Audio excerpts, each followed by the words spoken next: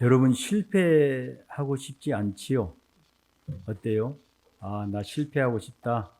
내 인생 참 실패하고 우리 자녀들 인생 실패하면서 살면 좋겠습니다.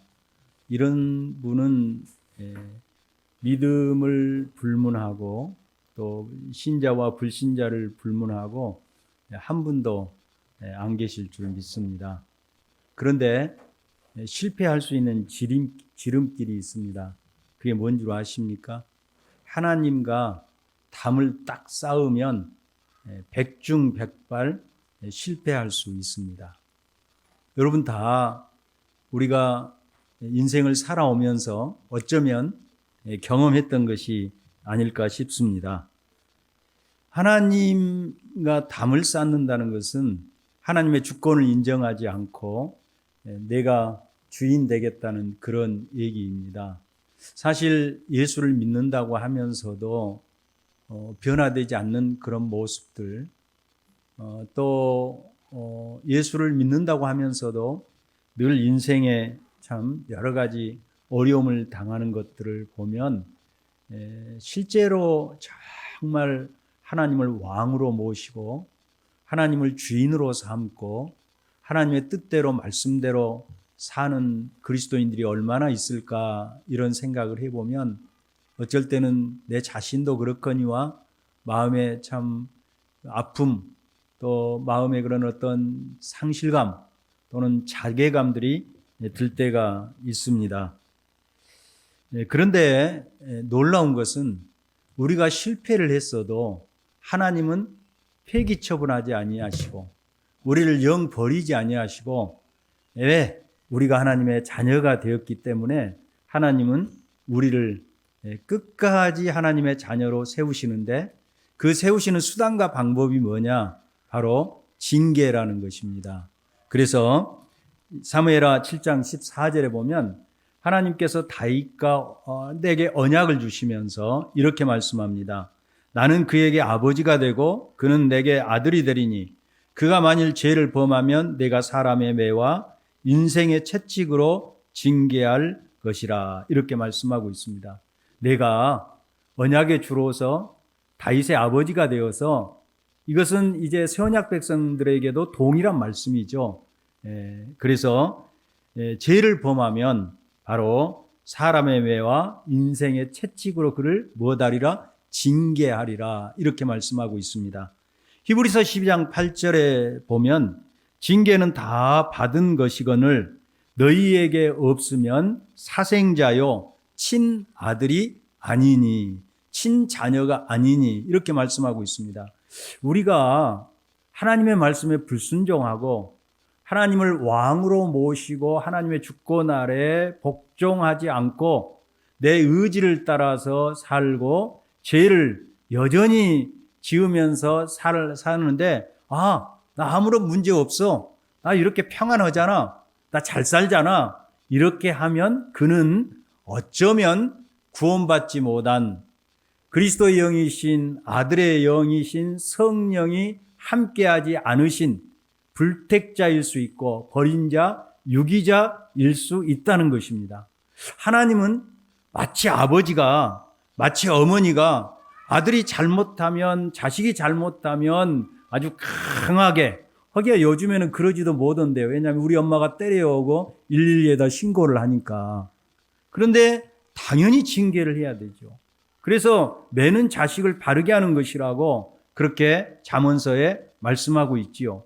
매를 대지 않고 징계하지 않으면 그 자식을 망하게 내버려 두는 것이라고 말씀하고 있습니다. 마찬가지로 하나님은 그리스도 예수 안에서 우리의 아버지가 되시기 때문에 우리가 잘못하고 우리가 정말 잘못해서 인생에 쓰리쓴 그런 실패를 맛볼 때 그것을 징계로 삼아서 징계라는 것은 무엇입니까? 뉘우쳐서 바르게 고쳐서 세우려고 하는 것을 징계라고 하지 않습니까? 그렇게 우리를 징계하신다고 말씀하고 있습니다. 우리가 지난 시간에 이제 아이성에서 2-3천 명만 되면 능히 정복할 수 있는 그런 아이성 전투에서 실패했던 이유가 무엇인지에 대해서 함께 생각을 해보았습니다.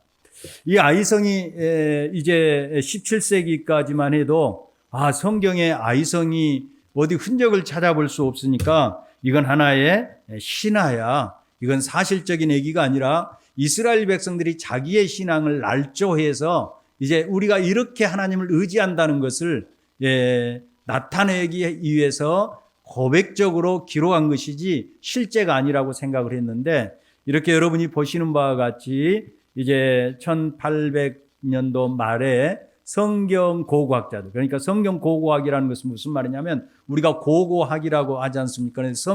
성경에 나와 있는 것이 역사적인 사실인지 아닌지를 그것을 발굴하고 그것을 이렇게 발굴해내서 고증하는 것을 성경 고고학자들이라고 얘기를 합니다. 그들이 이 여리고 성터를 이렇게 발견을 했습니다. 이런 유적지를 발견을 했습니다. 그런데 아이성입니다. 아이성 전투에서 실패해서 2-3천 명만 올라가면 우리가 능히 정복할 수 있다고 생각을 했는데, 그렇게 하지 못하고 패배하고, 그리고 36명이라는 많은 수가 아이성 군사들에게 이제 전사하는 끔찍한 일이 생겼습니다. 그래서 백성들의 마음이 무엇같이 녹았다고요? 물과 같이 녹아 내렸다고 말씀하고 있습니다. 아이성 전투를 통해서 이스라엘 백성들은 비로소 자기들의 모습을 보게 된 것입니다. 이스라엘 백성들이 요단강을 건넜던 것도 누가 건너게 하셨습니까? 하나님께서. 이스라엘 백성들이 여리고성을 정복한 것도 누가 하신 일입니까? 그들은 창칼 한 번 휘두르지 않고 하나님께서 무너져 내리게 해서 그들을 진멸할 수 있었습니다. 그런데 아이성 전투에서 아주 작은 성, 정탐꾼들이 여호수아에게 보고했던 것처럼 2-3천 명만 올라가면 능히 정복할 수 있는 그런 곳에서 실패하고 36명이 전사함으로 말미암아서 그들은 비로소 자신들의 실체를 알게 된 것입니다.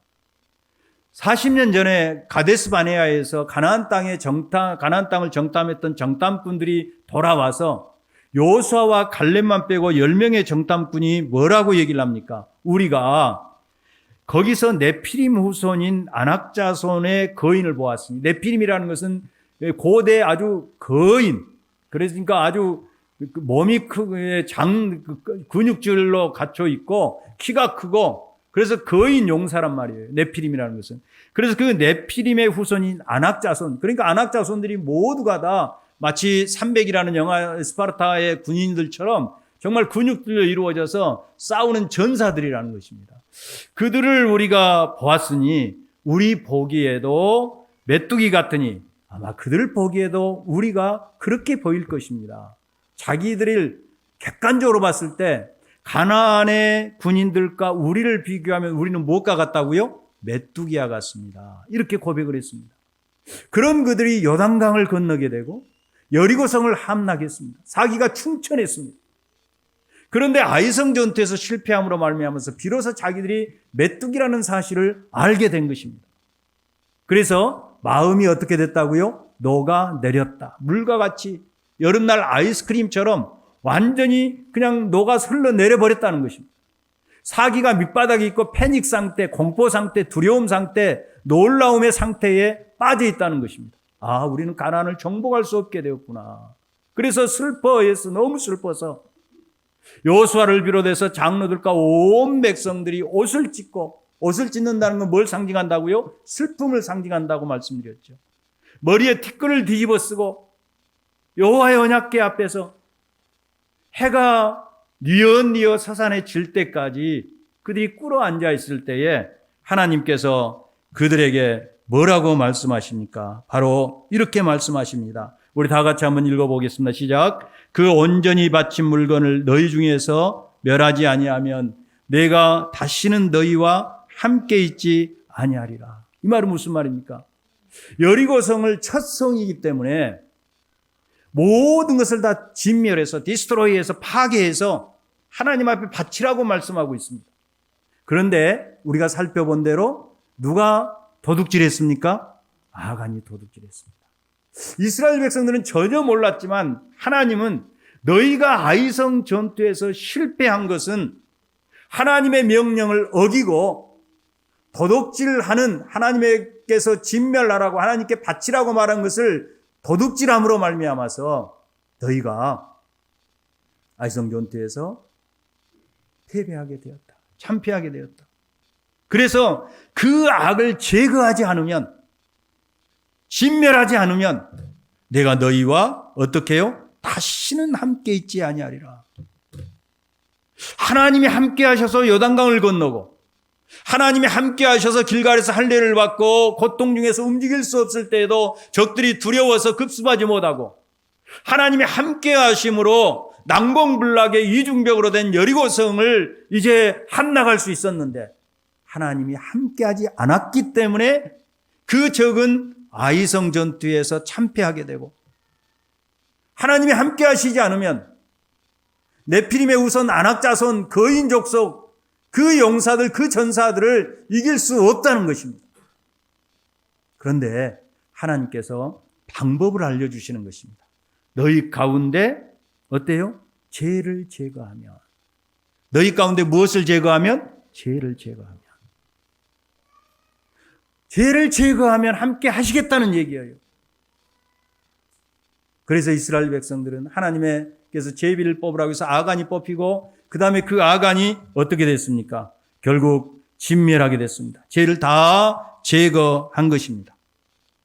죄를 제거하고 나서 주신 말씀이 오늘 1절 말씀입니다.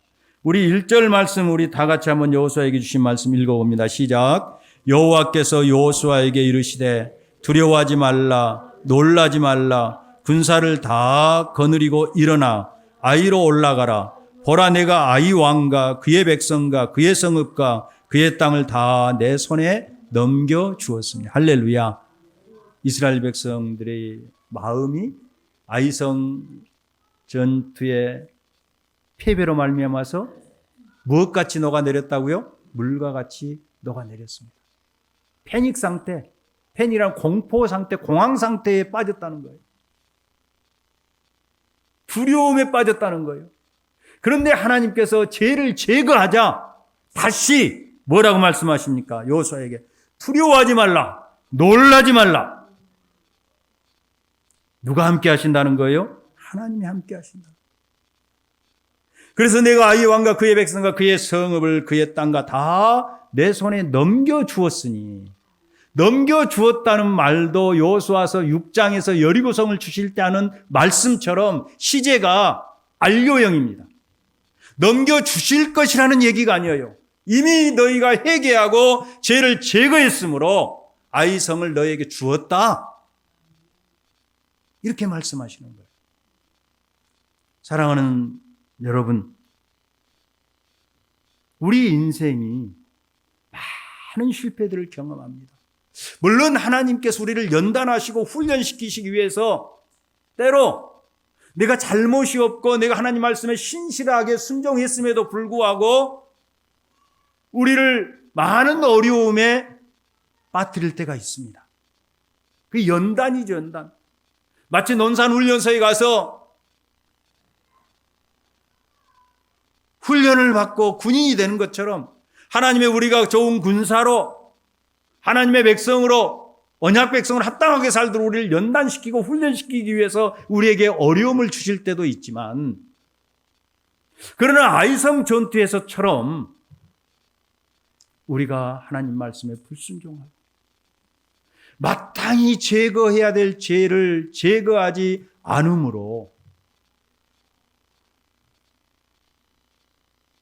우리 인생에 큰 어려움을 당하고 아픔을 당하고 고통을 당하고 힘든 일을 당하고 정말로 말로 할 수 없는 실패를 경험할 수도 있습니다. 그런데 의인은 7번 넘어지나 몇 번째 일어서요? 8번째 오뚜기처럼 일어설 수 있는 것은 무엇입니까? 하나님께 회개하고 우리의 죄를 제거하면 하나님이 우리와 함께 하신다는 사실입니다. 이게 은혜 아닙니까? 이게 은혜 아닙니까? 지금 이걸 보여주시는 거예요. 이스라엘 백성들에게, 그리고 동일하게 3,000년이 훨씬 지난 지금 우리에게 하나님께서 이 본문을 통해서 주시는 말씀은 하나님과 담을 쌓고 하나님 말씀에 불순종하고 죄를 제거하지 않으면 아무리 하찮은 여리고성이라고 할지라도 너희는 실패할 수밖에 없다는 것입니다. 그러나 실패했을지라도 회개하고 죄를 제거하면 나는 너희와 함께하고 너희를 실패로 몰아넣었던 그 아이성을 내 손에 붙이시겠다는 것입니다. 여러분, 이 말씀을 기억할 수 있기를 주님의 이름으로 축원합니다. 두 번째로 오늘 말씀에서 굉장히 특징적인 것이 있습니다. 다 설명할 수가 없습니다. 하나님께서 여리고 전투와 달리 두 가지 다른 방법을 주셨습니다. 여리고 전투는 그냥 돌라고 말씀하셨는데 하나님께서 구체적으로 아이성을 정복할 때에 성을 공략할 그런 보편적인 일반적인 그런 작전을 바로 세밀하게 지시하십니다. 아이성이 있는데 베델성 사이에 있습니다. 베델성은 지금 서쪽이에요. 지중해가 있는 곳이에요. 그리고 여기에 이제 아이성에 3만 명을 복병을 두고 그 다음에 아디라는 골짜기 5천 명을 복병을 두고 그 다음에 여호수아 본진이 이제 길갈에서 올라와서 바로 성문을 치라고 얘기를 하십니다. 그리고 이렇게 성문을 치고 아이성 사람들이 문을 열고 또 이스라엘이 패배했구나. 지난번에 이미 승리했기 때문에 그들은 그러니까 늘 자만은 실패하는 그런 어머니가 되는 겁니다. 일반적으로 그래요. 그러니까 삼국지를 읽어보면 처음 승리가 나중에 큰 패배가 되는 이유가 뭐냐면 첫 승리에서 성공해서 그들이 기고만장해서 계속 적을 추적하다가 매복병들에게 전멸하는 경우가 참 많이 있습니다. 그런데 그렇게 하나님께서 하시라고 그래요. 여호수아가 길을 돌려 도망을 합니다. 그때 이 매복했던 사람들이 군사들이 아이성에 들어와서 성문이 활짝 열렸으니까 마음 놓고 들어와서 여리고성을 완전히 불사르게 될 때 그 불이 일어나는 것을 보고 여호수아가 단창으로 뒤돌아서 가리킬 때에 이스라엘 백성들이 바로 이제 그 샌드위치처럼 된 그러니까 여호수아가 도망하다가 계속 추적하잖아요.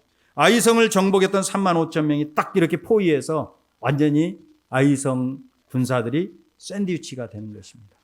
이제 계속 그 여기서 치열하게 도망가려고 하고 빠져나가려고 포위망을 뚫으려고 하고 하나님께서 진멸하라고 했으니까 이스라엘 군대는 그들을 진멸해야 됩니다.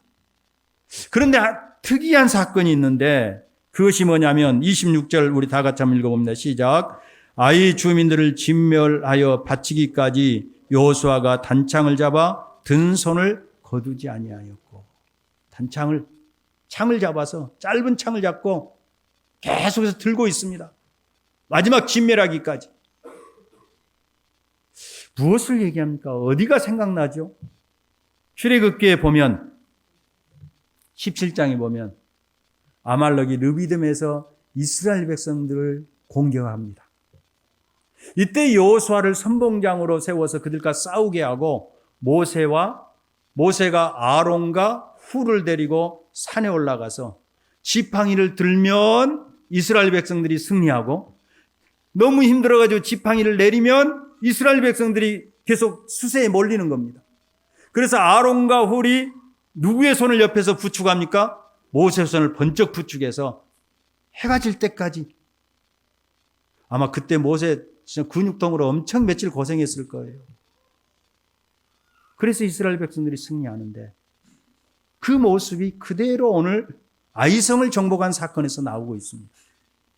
이것은 이스라엘 백성들에게 모세뿐만 아니라 모세의 후계자인 여호수아의 리더십을 바로 리더라는 것을 분명하게 보여주는데 더 중요한 의미가 있습니다. 무슨 의미입니까? 모세와 여호수아가 너희의 중보자다. 뭐다? 중보자다. 중보자는 무엇입니까? 하나님과 사람 사이를 말 그대로 중재하는 사람이에요. 하나님 편에서 보면 이 모세와 여호수아는 이스라엘 백성이에요. 이스라엘 백성 편에서 모세와 여호수아를 보면 누구예요? 하나님이에요. 하나님은 언제나 중보자를 통해서 일하세요. 그런데 모세와 여호수아의 중보직은 참 중보자 되신 예수 그리스도의 중보직에 대한 중보자에 대한 그림자고 모형입니다. 우리의 중보자는 누구입니까? 우리를 위해서 지팡이를 들고 우리를 위해서 단창을 들고 계시는 분은 누구이십니까? 우리의 구원을 확실하다고 보증해 주시는 분은 누구이십니까? 교회 목사님입니까? 아닙니다. 아니면 천주교가 말한 대로 교황이나 신부님들입니까? 아닙니다. 아니면 교회당이라는 건물입니까? 아니면 정교한 예배 의식과 아름다운 그런 절차들입니까? 아닙니다. 아니면 우리가 헌신하고 우리가 열심히 노력하고 우리가 충성하는 것이 지금 내가 여기 서 있는 버팀목이 되고 울타리가 되는 겁니까? 아닙니다. 사랑하는 여러분, 여러분과 제가 지금 이 자리에 있을 수 있는 것, 우리의 구원이 확실하다고 믿고 마지막 구원의 안성까지 우리를 붙들어 주시고 마지막 승리자가 되게 해 주시는 것은 무엇 때문입니까? 내 노력과 내 공로와 아니면 어떤 목사님이 어떤 사제가 보증해지기 때문이 아닙니다. 우리의 참 중보자이신 그리스도이십니다. 그래서 디모데전서 2장 5절에 하나님은 한 분이시요 또 하나님과 사람 사이의 중보자도 한 분이시니 곧 사람이신 육을 입으신 이 말이죠. 그리스도 예수라고 말씀하고 있습니다. 히브리서 8장 6절에 그러나 이제 그는 더 아름다운 직분을 얻으셨으니 그는 더 좋은 약속으로 세우신 더 좋은 언약의 중보자니라. 예수님이.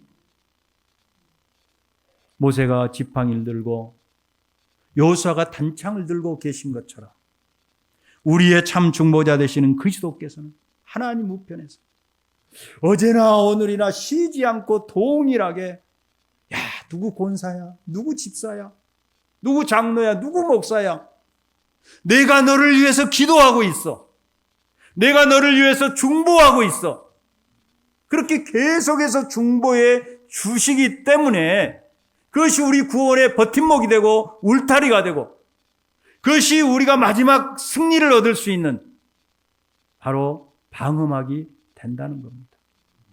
내가 얼마나 어리석습니까? 내가 얼마나 부족합니까? 일주일 동안 우리가 지난 시간에 하나님 눈앞에서 감찰하시는 하나님 앞에서 살자고 했는데 정말로 그 하나님 앞에서 살았습니까? 그렇게 살지 못했음에도 불구하고 여전히 오늘 우리가 예배를 드릴 수 있는 것은 무엇 때문입니까?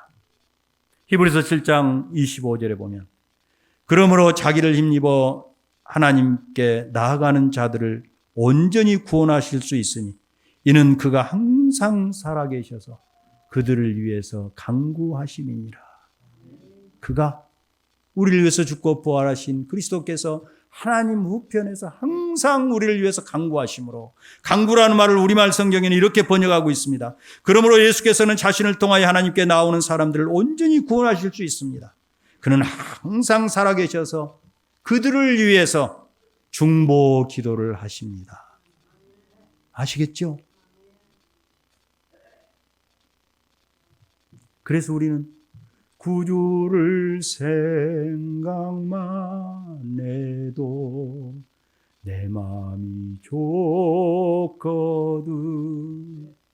주 얼굴 배울 때에야 얼마나 좋으랴. 예수의 넓은 사랑, 예수의 넓은 사랑 어찌다 말하랴, 어찌다 말하랴. 주 사랑 받은 사랑, 주 사랑 알도다, 주 사랑 알도다.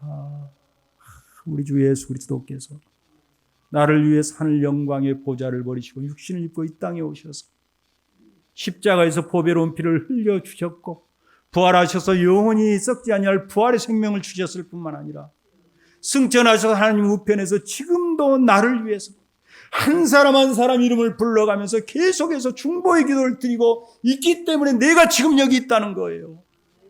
그래서 구주를 생각할 때마다 내 마음이 좋고 구주를 생각할 때마다 예수님의 그 사랑이 너무 커서 그 사랑받는 나만 그 주님의 사랑을 알 수 있다는 것입니다. 여호수아가 단창을 거두지 않았던 것처럼 우리의 참 중보자 되신 그리스도께서 여러분과 저를 위해서 기도를 쉬지 않고 있기 때문에 지금 내가 여기 있다는 사실을 기억하고 그 주님의 사랑에 합당하게 살 수 있기를 주님의 이름으로 축원합니다. 이제 한 가지 더 있는데 빼고 이건 나중에 그냥 PDP로 올리겠습니다. 이 모든 전쟁이 끝난 다음에 신명기서 27장부터 28장, 29장까지 보면 모세가 너희가 가나안 땅에 가서 에발산과 그리심산을 가면 너희가 돌에다 석회를 바르고 율법을 새기고 거기에서 반은 나누어서 반지파는 에발산에 세우고 반지파는 그리심산에 세우라고 얘기를 합니다. 지금 이게 에발산, 여기 보이는 것이 그리심산과 에발산이고 가운데가 뭡니까? 아브라함이 처음 와서 상수리 나무 아래서 제단을 쌓았던 세겜이라는 곳입니다. 이 사이가. 그런데 참 하나님은 대단하셔요. 여러분들이 200만이나 되는 이스라엘 백성들이 어떻게 율법을 낭독하는 소리를 다 들었을 수 있을까? 이런 생각, 의심이 되지요. 그런데요, 음향학자들은 이 그리심산과 에발산 사이에서 말을 하면 그게 학성기가 돼가지고 이런 스피커가 없어도 다 들을 수 있대요. 하나님의 섭리가 놀랍지요. 지금 여기서 하라고 누구에게 말씀하셨다고요? 모압 평지에서 모세에게 너희가 가나안 땅에 들어가서 에발산과 그리심산에 올라가면 이렇게 이제 지파를 세워요. 그리심산에 시몬과 레위와 유다와 이스라엘과 요셉과 베냐민 지파 반지파를 이제 그 에발산 앞쪽에 세우고 그 다음에 그리심산에 그리심산에 그렇게 세우고 에발산에 언약궤 르우벤과 각과 아셀과 스불란과 납달리와를 세우고 에발산에서 무엇을 선포해요? 저주를 선포하고 그리심산에서 축복을 선포하라. 그래서 새긴 율법을 가지고 이제 그 율법을 돌에 다 기록한 다음 이스라엘 백성들은 그 당시 지금은 뭐 레이저로 다 기록할 수 있지만 그 당시는 다 정으로 쪼아야 되잖아요. 아마 이스라엘 백성들은 그 정으로 쫓는 모습을 보고 막 가슴이 쾅쾅 울려서 가슴에 말씀이 바뀌었을 것 같아요. 그리고 이제 여호수아가 서고 언약궤가 서고 장로들이 서고 여섯 지파가 섭니다. 그래서 축복을 말하면 그리심산에 있는 사람들이 아멘 아멘 아멘 하는 겁니다. 그러면 생각해 보세요. 산에 막 에코가 돼서 막 울려가지고 얼마나 웅장하겠어요. 저주를 선포하면 그리심산에 있는 사람들이 아멘 아멘 아멘 하는 겁니다. 언약을 갱신. 무슨 얘기입니까? 아이성 실패를 통해서 물론 모세가 얘기를 했지만 이스라엘 백성들이 언약을 갱신한 것은 무엇입니까? 하나님의 말씀에 순종할 때 축복을 받고 하나님의 말씀에 불순종하면 실패하고 저주를 받는다는 것을 다시 한번 자신들의 입술로 아멘으로 고백하고 언약을 새롭게 하는 것입니다. 여러분, 가나안 땅이 어떤 땅이라고 말씀하십니까? 젖과 진짜 젖과 꿀이 흐릅니까? 아니요. 목사님 무슨 말입니까? 성경에 그렇게 기록되어 있지 않습니까? 예, 젖과 꿀이 흐르는 땅 맞습니다. 그러나 본래적으로는 젖과 꿀이 흐르는 땅이 아닙니다. 신명기서 11장 15절에 보면 너희가 건너가서 차지할 땅은 산과 골짜기에 있어서 하늘로부터 비를 흡수하는 땅이에요. 이건 뭐라는 거예요? 논으로 말하자면, 밭으로 말하자면 비가 내리지 않으면 천수답이라는 얘기예요. 알겠죠? 다 흡수해버려요. 흡수해. 그렇죠? 흡수해버려. 흡수해버리니까 농사를 지을 수 없는 거예요. 비옥한 몇 곳, 요단강을 중심으로 해서 비옥한 그런 평야가 있는 조금 빼놓고 나머지는 다 이스라엘 땅이 이런 땅이에요. 지금까지. 그런데 내 하나님 여호와께서 돌보아 주시는 땅이라. 하나님께서 케어하는 땅, 돌보 주시는 땅. 그러면서 말씀하시기를 연초부터 연말까지 내 하나님 여호와의 눈이 항상 그 위에 있느니라. 내가 오늘 너에게 명하는 내 명령을 너희가 만일 청종하고 너희의 하나님 여호와를 사랑하며 마음을 다하고 뜻을 다하여 섬기면 여호와께서 너희의 땅에 이른비 늦은 비를 적당한 때 내리시리니 너희가 곡식과 포도주와 기름진 것을 얻을 것이요 또 가축을 위하여 들에 풀이 나게 하시리니 내가 먹고 배부를 것이라. 아시겠죠? 그래서 적각꿀이 흐르는 땅이 되는 거예요. 하나님 말씀에 순종하면 하나님께서 늦은 비와 이른 비를 항상 여호와의 눈이 함께 하셔서 돌보셔서 주심으로 풍성하게 배부르게 먹게 하실 것이다. 이 말을 반대로 바꿔서 말하면 저주의 선포대로 하나님 말씀에 불순종하면 뭐가 들어요? 가뭄이 들어서 기근이 발생하게 될 것이라 이 말이에요. 이걸 지금 아이성 전투를 승리하고 에발산에서 하나님 앞에 예배드리고 난 다음에 여러분 한번 생각해보세요. 200만이 100만씩 쫙 나누고 있습니다. 100만이라는 수가 얼마나 많아요. 100만이라는 수가 진짜 너무 많지요. 우리 익산시가 30만인데 30만에 몇 배가 모인 거예요? 네. 얼른 계산이 안 되네요. 자주장 그렇게 모였어요? 거기서 율법을 선포할 때 율법대로 순종하겠습니다. 내 안에 있는 죄를 다 제거하고 아이성과 같은 그런 죄를 제거하고 하나님 말씀에 순종하겠습니다. 아멘. 아멘. 사랑하는 성도 여러분, 이제 말씀을 마칩니다. 오늘 말씀을 통해서 우리에게 주시는 메시지는 정말 여러분과 제가 실패할 수도 있습니다. 그러나 죄를 제거하면 다시 회복되고 하나님 말씀에 순종하면 하나님 말씀대로 살면 하나님께서 언제나 우리를 돌보아 주시고 언제나 우리에게 승리를 주신다는 사실입니다. 기억할 수 있기를 바랍니다. 그래서 일주일 동안도 하나님 내 죄가 이런 죄가 있습니다. 그걸 간직하려고 하지 말고요. 여러분 그거 간직하고 있으면 얼마나 부담스럽고 얼마나 마음의 짐이 무겁고 예배 드리는데도 힘들고 찬송하는데도 찬송이 잘 나오지 않고 기도도 나오지 않지 않습니까? 그 죄를 가지고 있으면 말씀을 들어도 막 다 이렇게 튀어나갑니다. 반사판처럼. 그런 죄를 왜 가지고 있냐고요. 그리고 일이 늘 실다래처럼 꼬이게 되는 겁니다. 왜 그런 죄를 가지고 있어요? 회개하고 쓰레기통에 폐기물을 버리듯이 그 죄를 다 하나하나 버릴 수 있기를 주님의 이름으로 축원합니다. 그러면 하나님께서 아이성을 우리 손에 붙이셔서 우리를 통해서 영광을 받으시고 그것을 통해서 하나님의 거룩하신 나라가 세워지고 우리 교회가 더 아름답게 우리 가정이 더 아름답게 서게 하실 줄 믿습니다. 이 은혜가 함께 할 수 있기를 주님의 이름으로 축원합니다.